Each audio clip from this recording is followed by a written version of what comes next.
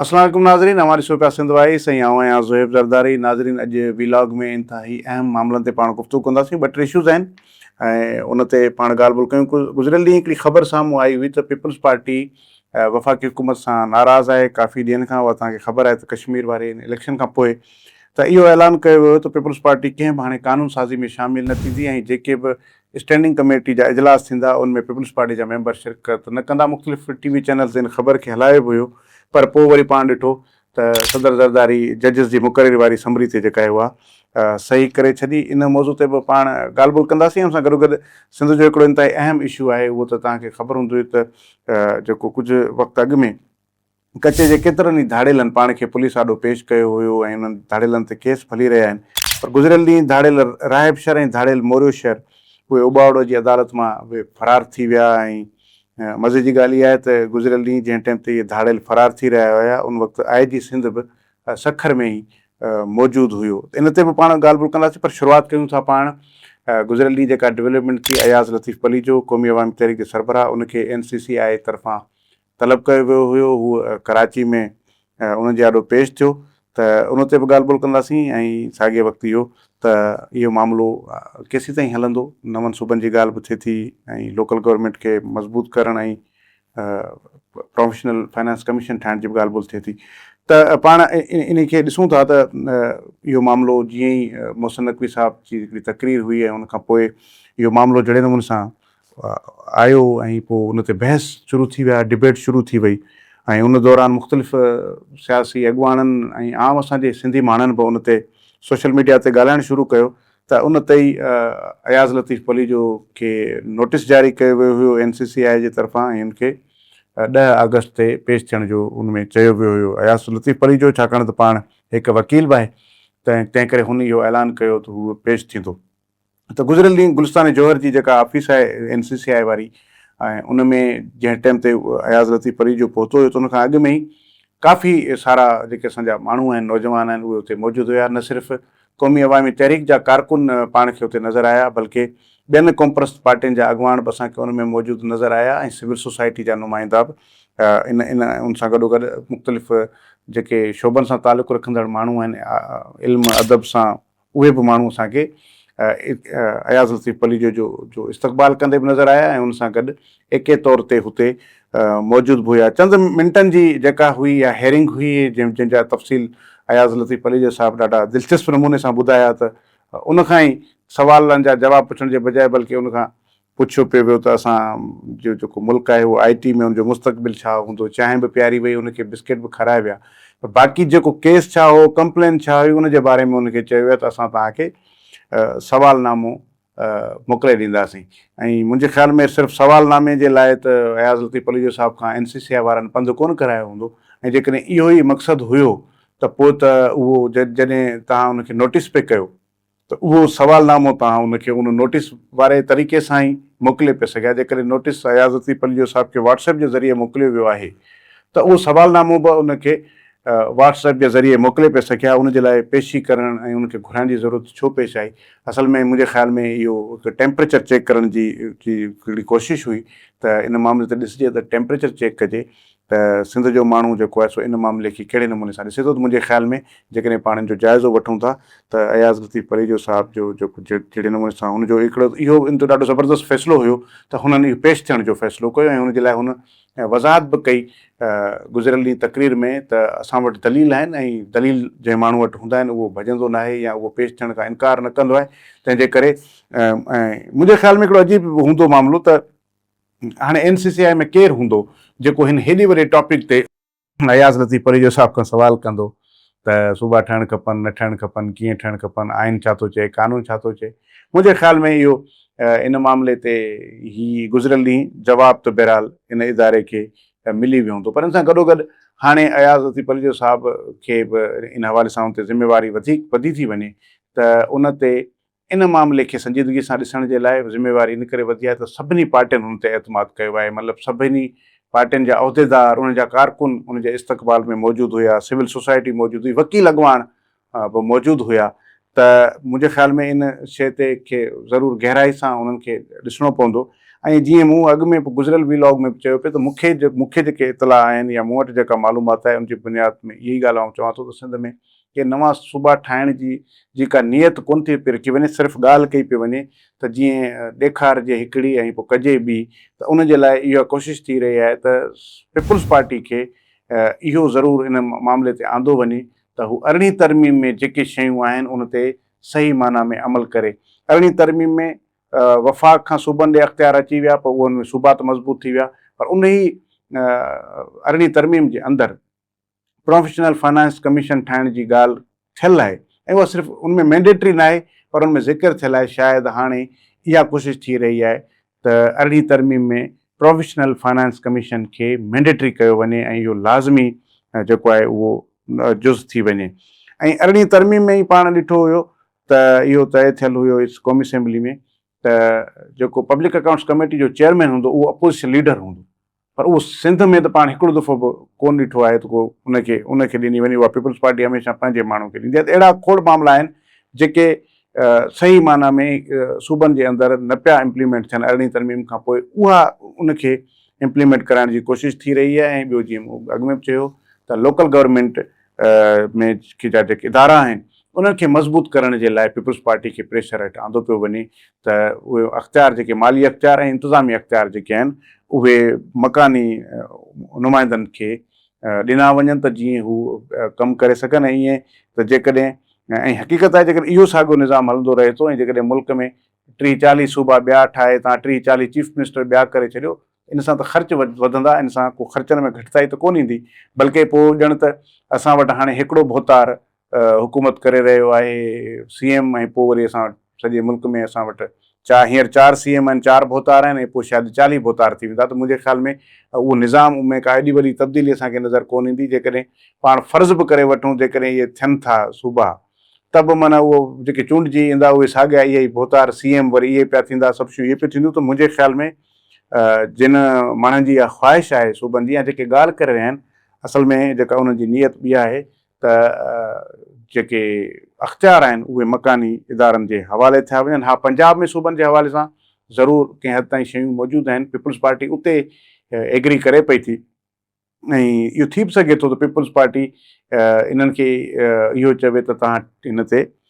करे छॾियो, तव्हां पंजाब में ठाहे ॾिसो, पोइ वरी पाण ॾिसंदासीं। त मुमकिन आहे त आज़माइशी बुनियादनि ते पंजाब जे अंदरि इन जी शुरूआति थी बि वञे, ऐं या वरी KP जे अंदरि बि हज़ारा सूबे वारी का ॻाल्हि अॻिते वधी सघिजे थी। ऐं इन में ई पाण ॾिठो पिए त जेका जॾहिं मोहसिन नक़वी साहिब इहा ॻाल्हि कई हुई, उन खां पहिरीं हुन सदर आसिफ अली ज़रदारी सां मुलाक़ात कई हुई, देन हुननि इहा वञी ॻाल्हि कई हुई। त वरी गुज़िरियल ॾींहुं बि हुनजी सदर आसिफ ज़रदारी सां मोहसिन नक़वी जी मुलाक़ात थी आहे, डिघी मुलाक़ात ॿुधायो पियो वञे त उहा थी आहे हिन में, छाकाणि त सदर आसिफ अली ज़रदारी जेका जजिस जी मुक़ररी वारी समरी हुई उनखे रोके छॾियो हुयो ऐं उन ते सही न पई कई, जंहिंजे करे वरी मामिलो इस्लामाबाद हाई कोर्ट में बि वियो। पर शायदि ऐं पोइ पीपुल्स पार्टी जी तरफ़ां इहे बयान अची रहिया हुया त असां हाणे कंहिं बि क़िस्म जी कानून साज़ी में शिरकत न कंदासीं। टिक टिक जो आवाज़ु ॿुधाए छॾियो हुयो बिलावल भुट्टो ज़रदारी, ऐं पाकिस्तान तहरीक इंसाफ़ सां बि राब्ता थी विया हुया। पाकिस्तान तहरीक इंसाफ़ जे तरफ़ां बि इहा ॻाल्हि साम्हूं आई त जेकॾहिं पीपुल्स पार्टी असां सां गॾिजणु चाहे थी त पोइ पहिरियां पीपुल्स पार्टी खे इहे सभई हुकूमती ऐं इंतिज़ामी जेके उहिदा आहिनि उहे छॾणा पवंदा। मतिलबु मामिलो इन लेवल ताईं हुयो। पर वरी अचानक कल्ह मोहसिन नक़वी जी कल्ह मुलाक़ात थी आहे आसिफ अली ज़रदारी साहिब सां, ऐं जंहिंखां पोइ बर्फ़ पघिरी वई ऐं आसिफ ज़रदारी साहिबु जेको आहे उहो शाम ताईं जजिस जी मुक़ररी वारी समरी ते सही करे छॾी, ऐं उहे जजिस जेके बि आहिनि उहे जिन ते पीपुल्स पार्टी खे या सदर ज़रदारी साहिब खे इख़्तिलाफ़ हुया उहे बहरहाल ॼण त ख़तमु थी विया, ऐं उहा ई समरी एज़ इट इज़ जेका वई हुई उहा अप्रूव थी वई ऐं उन ते नोटिफिकेशन बि अची वियो।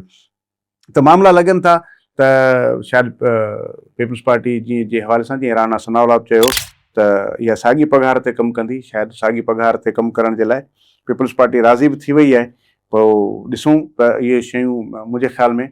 त मामला पीपुल्स पार्टी जे हक़ में न वेंदा जेकॾहिं पीपुल्स पार्टी वधीक को जोश ॾेखारे थी। ऐं इन सॼे मामले में या इहो जेको नवनि सूबनि जी ॻाल्हि थी रही आहे, इंतिज़ामी यूनिट्स जी ॻाल्हि थी रही आहे, इन में सिंध जे माण्हुनि खे ज़रूरु इहो ज़हन में रखणु खपे त उन्हनि खे पीपुल्स पार्टी खे वॉक ओवर न ॾियणु खपे, या इहो ज़हन में न आणणु खपे त जेकॾहिं पीपुल्स पार्टी न हूंदी त पोइ सूबा ठही वेंदा। त ईअं कोन्हे,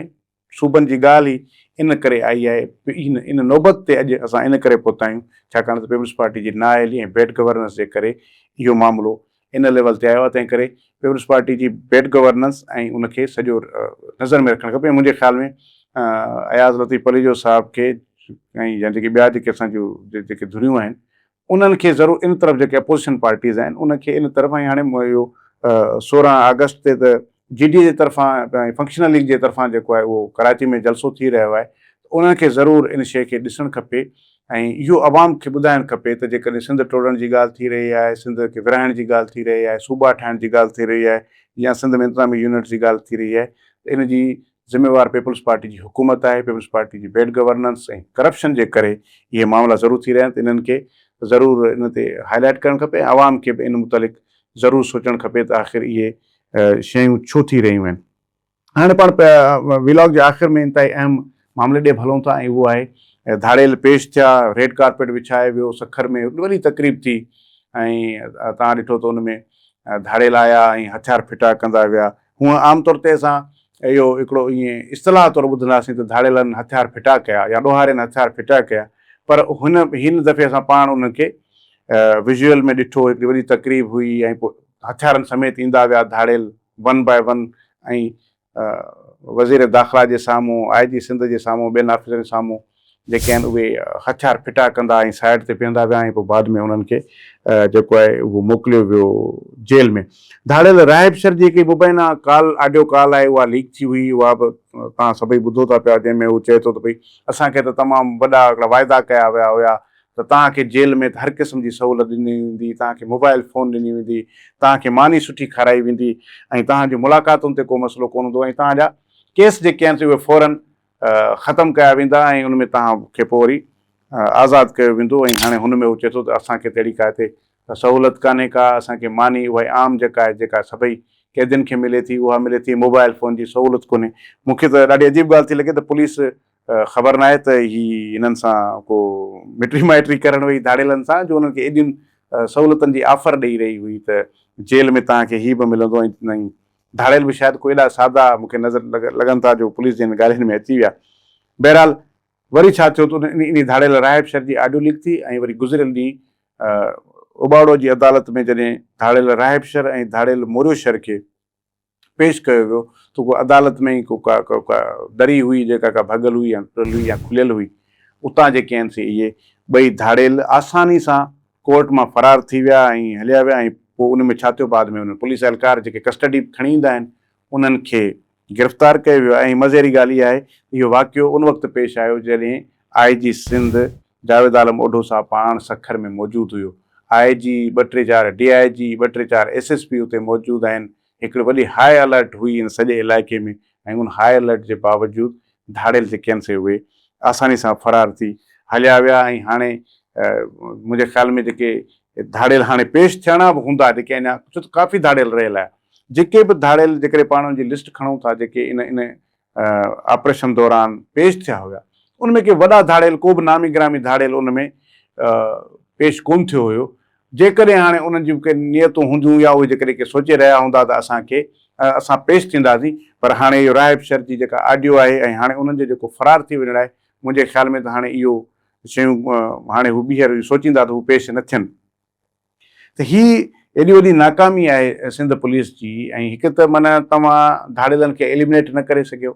कचे खे तव्हां आजो न कराए सघियो, मजबूरन तव्हांखे इहे दिलासा ॾियणा पिया, आसरा ॾियणा पिया धाड़ेलनि खे, वॾा वाइदा करणा पिया, ऐं जंहिंखां पोइ वरी उते मुख़्तलिफ़ तव्हां जेके स्टेक होल्डर्स आहिनि उन्हनि खे इन्वॉल्व करे पोइ मुख़्तलिफ़ पासनि खां शयूं तय करे पोइ धाड़ेलनि खां तव्हां जेको आहे सो सरेंडर करायो। उन सरेंडर पॉलिसी खे तव्हां वॾे नमूने सां उन ते त मुंहिंजे ख़्याल में सरेंडर पॉलिसी ते त करोड़े अरबे रुपयनि जा इश्तिहार हलराया विया हूंदा, ऐं उनखां पोइ वॾे वाक़ियो हिकिड़ी तकरीब रखी वई, वॾो असां ज़बरदस्त कमु करे छॾियो आहे। ऐं पोइ वरी धाड़ेल जेके आहिनि उहे तव्हां जेके पेश कराया आहिनि उहे त कंहिं उन वॾी लेवल जा धाड़ेल ई कोन हुया। मिड़ई थी सघे थो उनमें इहा बि थी सघे थो शयूं साम्हूं अचनि त उनमें धाड़ेल जे बदिरां बि को ॿियो माण्हू आयो हुजे ऐं उहो पेश थी वियो हुजे त भई ठीकु आहे फ़िलाणो ख़ान आहे। त छो त खोड़ सारा धाड़ेल जेके वरियनि खां कचे में आहिनि त उन्हनि जा त मुंहिंजे ख़्याल में NIC बि ठहियलु कोन हूंदा, शनाख़ती कार्ड ई ठहियलु कोन हूंदा, त असांखे कीअं ख़बर पवंदी त हीअ फ़िलाणो धाड़ेल आहे या न आहे। त उन में इहो हूंदो त वॾो धाड़ेल पाण वेठो हूंदो, उन वरी पंहिंजे कंहिं दोस्त यार खे मिट माइट खे चवंदो त मुंहिंजे तरफ़ां तूं पेश थी वञ, हूअं बि गवर्नमेंट चयो आहे न पाण 6 महीननि में तूं ॿाहिरि अची वेंदे। त अहिड़े क़िस्म जो जेकॾहिं बुनियादनि ते जेकॾहिं शयूं थींदियूं त कचे जा हालात अञा वधीक ख़राबु थींदा। ऐं हाणे बि तव्हां ॾिसो त उत्तर सिंध में जेकॾहिं हीअ धाड़ेल फरार थी विया आहिनि, ज़ाहिर निकिरी विया आहिनि, तव्हां कुझु ॾींहं अॻु में बि तव्हां ॾिठो त हिकिड़े MP जे पुट खे धाड़ेल खणी हलिया विया। ऐं वरी उन धाड़ेल सां पुलिस ॻाल्हाए थी ऐं पुलिस उनखे चए थी त भई असांजे हिन हमराह खे छॾ। ऐं पोइ वरी उहो पुलिस सां वाइदा वचन करे थो त ठीकु आहे, पोइ पुलिस हीअं बि न कंदी, हीअं बि न कंदी, हीअं बि न कंदी, त पोइ तव्हांखे ॾियूं था। ऐं पोइ ईअं ई थियो, पुलिस बाद में त चयो त असां रिकवर कराए वरितो आहे, पर हक़ीक़त इहा आहे त पुलिस उन जॻह ते पहुची कोन सघी हुई। उन खां अॻु में ई हुननि शहरयार शर जे पुट खे आज़ादु करे छॾियो हुयो। त मां सम्झां थो त हिन वक़्तु वरी साॻी सूरत हाल आहे त सखर, पंहिंजो कशमोर कंदकोट ऐं घोटकी ज़िला इहे हिन वक़्तु बि धाड़ेलनि जे हवाले थियल आहिनि। ऐं उते अॼु बि धाड़ेलनि जो जेका आहे सा उनजो कानून हले थो, धाड़ेलनि जो राज हले थो। ऐं सिंध हुकूमत ऐं सिंध पुलिस जी कामयाबी तव्हां इन मां ॾिसी सघो था त जॾहिं IG सिंध पाण मौजूदु हुजे, उते कुझु वक़्तु अॻु में IG ऐं पंहिंजो घरू वज़ीर जेके वॾे वाक़ई वॾी हिकिड़ी तक़रीब में चयो हो त असां ॾिसो धाड़ेल सॼा एलिमिनेट कराए छॾिया, सॼा धाड़ेल जेके आहिनि से उहे उन्हनि पंहिंजो पाण खे पेश करे छॾियो आहे। ऐं वरी उन ई वक़्त में जॾहिं उते मौजूदु हो चए थो हा बसि हिन धाड़ेल खे पाण पकिड़े वठंदासीं, को मसइलो कोन्हे, पर पकिड़े त तव्हां अॻु में बि कोन सघिया हुयो। त हाणे तव्हां इहो कीअं वेही ॻाल्हि पैदा कयो त हा बसि असां धाड़ेलनि खे इन्हनि खे जेके राइब शर ऐं मोरियो शर आहे इहे फरार त थी विया आहिनि, पर असां हिननि खे जल्दी पकिड़े वठंदासीं। इहो पकिड़णो हुजे त तव्हां अॻु में ई पकिड़ियो आहे, हीअ तव्हां हिनखे हाणे बि कोन पकिड़े सघिया आहियो। हीअ त पंहिंजो पाण अची पेश थिया हुया, हीअ त सरेंडर पॉलिसी में आया, हे या ॿिया धाड़ेल। त तव्हां धाड़ेलनि खे पकिड़े ई कोन था सघो, ऐं वरी रहंदो तव्हां धाड़ेल जेके पकिड़ियल आहिनि उनखे तव्हां संभाले कोन था सघो। त इनजी बिल्कुलु जांच थियणु खपे त किथे इहे पुलिस वारा पाण त हिन में मुलविस न आहिनि उनखे भॼाइण में, या वरी जेकॾहिं उन सां वाइदा वचन कया विया हुया ऐं पोइ वाइदा वचन न पाड़िया विया त पोइ इहो जेको आहे कहिड़े नमूने सां ॿुधाए आहे, उन ते थी सघे थो उनखे पाण नरमी ॾियण जे लाइ या हुननि प्रेशर विधो हुजे त बाबा हाणे असां हिते नथा रही सघूं, या असांखे जेको तव्हां वाइदा कया आहिनि उन्हनि केसनि मां आज़ादु कयो, असांखे बाज़ियाब करायो, बाइज़त बरी करायो, न त पोइ असांखे हितां हथु कढो। ऐं पोइ इहो थी सघे थो त पोइ नंढा अहलकार वीचारा जेके आहिनि से कुर्बानी जो बकरा बणिजी विया हुजनि ऐं मथां लेवल तां उन्हनि खे इहो रिलीफ मिलियो हुजे। त माज़ी में थियो आहे, तव्हां शायदि यादि हूंदो असांजे खुड़सारनि माण्हुनि खे, दोस्तनि खे, त परू चांडे बि ईअं जेल मां ई फरार थी वियो हुयो। ऐं उन वक़्तु ॿुधायो वञे थो त हू जेल में ॾाकण पाण ठाहे रहियो हुयो ऐं पुलिस वारा जेल सुप्रिटेंडेंट खे हुनखे चई रहिया हुया त हीउ परू चांडियो जेको धाड़ेल आहे उहो त जेल जे अंदरि ॾाकण पियो थो ठाहे। त हूंदो त न को मसइलो कोन्हे, को मसइलो कोन्हे। ऐं पोइ तव्हां ॾिठो सॼी दुनिया खे ख़बर आहे, रिकॉर्ड ते ॻाल्हाए त धाड़ेल परू चांडियो जेल मां फरार थी वियो हुयो। ऐं त जॾहिं हू जेल मां फरार थी वियो हे त वरी बि कोर्ट में पेशी दौरान आहे त मुंहिंजे, ऐं उहा बि सॼी हिकिड़ी प्री प्लान तरीक़े सां उनखे फैसिलिटेट कयो वियो। त मूंखे बि लॻे थो त हे पुलिस ऐं पुलिस जे चङनि मुड़ुसनि इन्हनि ॿिन्ही धाड़ेलनि खे फरार कराइण में उन्हनि सहूलियतकार बणिया आहिनि। इन जी जांच ज़रूरु थियणु खपे ऐं घटि में घटि पुलिस जो जेकी पॉलिसीज़ आहिनि उनखे वरी रिविज़िट करण जी ज़रूरत आहे। मुंहिंजे ख़्याल में इहा जेका सरेंडर पॉलिसी आहे या इन बुनियाद ते जंहिंमें करोड़े रुपया फंड हुया, रुॻो सरेंडर पॉलिसी में करोड़े रुपया ॾेई उहे खाधा विया, न धाड़ेलनि खे पैसा मिलिया, न को उन ते सरेंडर पॉलिसी में को वॾो ख़र्चु आयो, पर हितां ख़ुशूसी फंड जारी थियो हुयो सरेंडर पॉलिसी में। इहो पैसनि खाइण जे चकर में इहो सॼो मामिलो, तंहिं करे हीअ सिंध जे माण्हुनि खे बेवकूफ़ न बणायो, ख़ासि तौर ते जेके हिन ॿिनि टिनि ज़िलनि जो अवाम जेको हिन बदमनी खे भोॻे रहियो आहे, इन में ज़रूरु जेको आहे सो शयूं उनखे ॾिसणु खपनि। ऐं घटि में घटि त जेको DIG लेवल ताईं जेके शयूं थियनि थियूं, बाबा हाणे त जेको ॿियो DIG रखो भला, ऐं ज़रूरी थोरी आहे त इहे जेके DIG तव्हां रखिया आहिनि, जेके SSP तव्हां रखिया आहिनि, इहे अञा घणा साल इन्हनि खे तव्हां हलाईंदो त सियासी बुनियादनि ते त तव्हां हिनखे हटाए छॾियो था, पर हाणे इन परफॉर्मेंस जी बुनियाद ते तव्हां ॿुधायो त तव्हां कहिड़े ऑफिसर जे ख़िलाफ़ु कार्रवाई कई आहे। 3-4 पुलिस अहलकार जेके कस्टडी वारा आहिनि वीचारा, जिन वटि हथियार बि हूंदा आहिनि, जेके हलंदा ई कोन आहिनि, उन्हनि खे त तव्हां गिरफ़्तार करे छॾियो आहे, पर मथीं लेवल ते अञा कार्रवाई छो न थी आहे। ऐं घटि में घटि सिंध सरकार खे जेको आहे सो हूअं सिंध जी ॻाल्हि थिए थी, चवनि था असां मरसूं सिंध न ॾिसूं, घटि में घटि सिंध खे धाड़ेलनि खां बि बचायो।